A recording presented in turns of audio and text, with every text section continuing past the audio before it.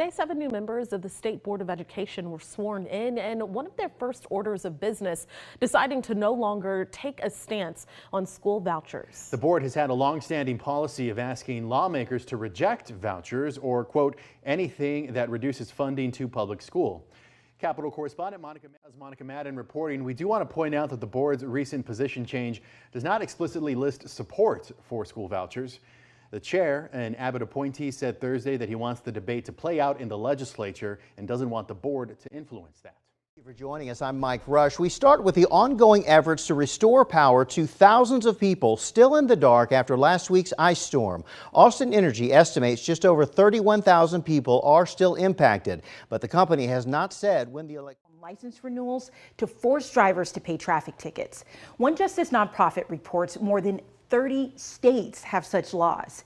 DPS tells us it does not provide oversight of Texas judges using Omnibase. It only collects the data for its driver's license division. But Josh, the agency's current contract says it will pay a maximum of $50 million by 2024 for that use. Kelly, the judge and the lawmaker in your story want to reform this system, but who actually supports it? Well, more than 1,000 courts in Texas use Omnibase. We spoke to a handful of judges who use it as a collection tool. The Texas Municipal Courts Association has also testified in support of it and said any changes would limit judges' ability to use jail time as a tool to deal with Class C misdemeanors and traffic-related offenses. Take a look. I think that any law has room for improvement. And so if there are things that... Thank you again for joining us for State of Texas. I'm Josh Hinkle. We'll be back next week to bring you an in-depth look at Texas politics. Well, as the impacts from our recent historic ice storm continue, the precipitation itself is shutting off. One little glimmer of hope, as still more than 100,000 customers in Austin Energy District alone are without power tonight.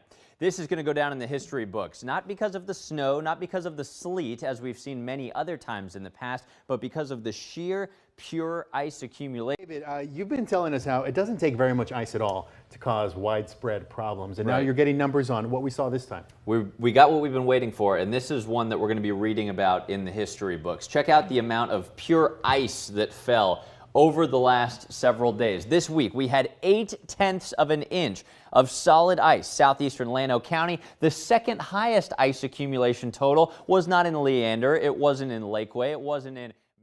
Well, as the impacts from our recent historic ice storm continue, the precipitation itself is shutting off.